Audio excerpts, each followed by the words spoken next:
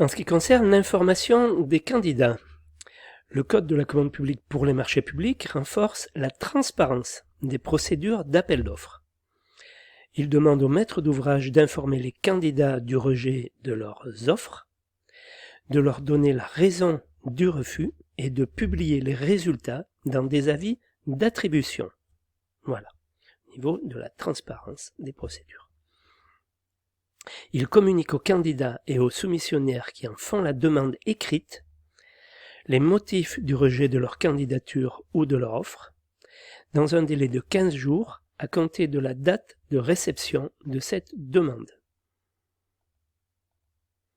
Si le soumissionnaire a vu son offre écartée alors qu'il n'était cette offre n'était ni inappropriée, ni irrégulière, ni inacceptable, le maître d'ouvrage lui communique les caractéristiques et avantages de l'offre retenue, ainsi que le nom de l'attributaire du marché public.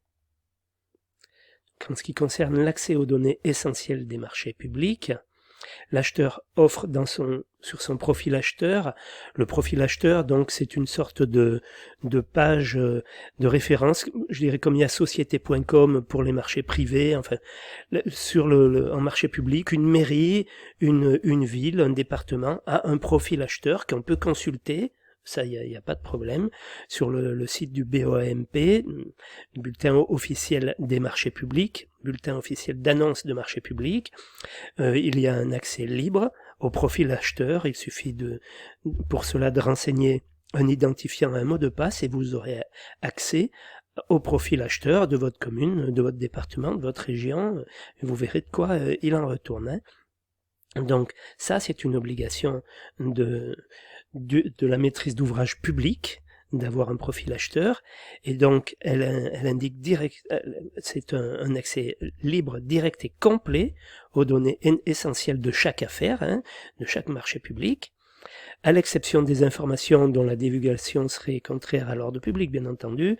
Il y a des choses secrètes qu'on n'a pas besoin de savoir au niveau peut-être de l'État en particulier.